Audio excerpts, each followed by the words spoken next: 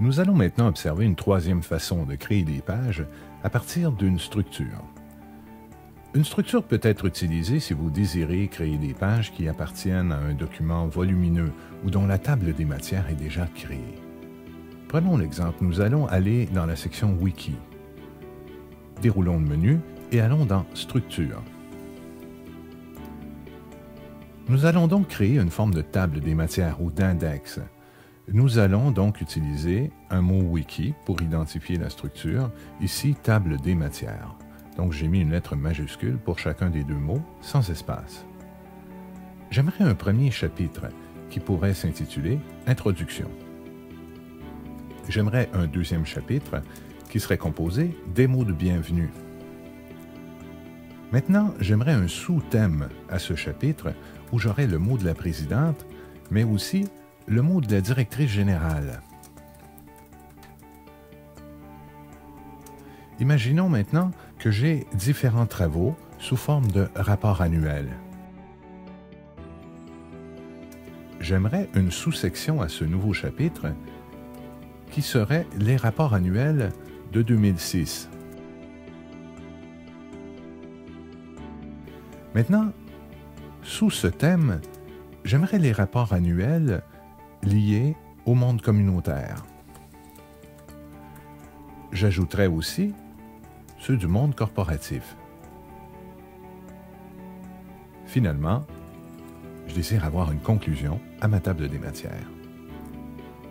Observons la structure, la hiérarchie.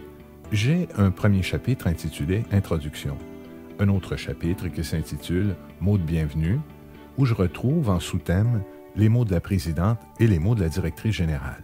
Pour créer des sous-thèmes, j'ai tout simplement laissé un espace devant les deux mots.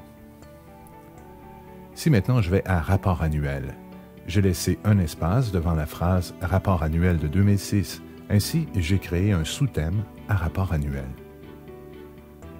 Rapport annuel de 2006, j'ai laissé deux espaces avant Monde communautaire, ce qui fait en sorte de créer une sous-section pour Rapport annuel de 2006.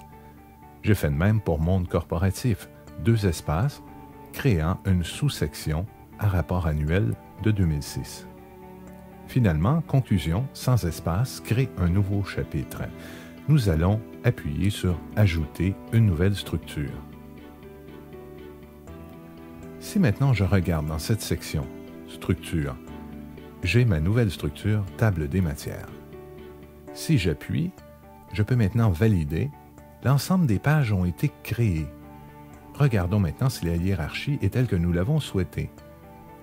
J'ai donc un premier chapitre « Introduction », un deuxième chapitre intitulé « Mots de bienvenue », avec en 2.1 « Mots de la présidente » et en 2.2 « Mots de la directrice générale ». Un nouveau chapitre, le troisième intitulé « Rapport annuel », avec un sous-chapitre 3.1, ceux de 2006. Et sous la section des rapports annuels de 2006, je souhaitais pouvoir constater ceux du monde communautaire et ceux du monde corporatif, 3.1.1 et 3.1.2.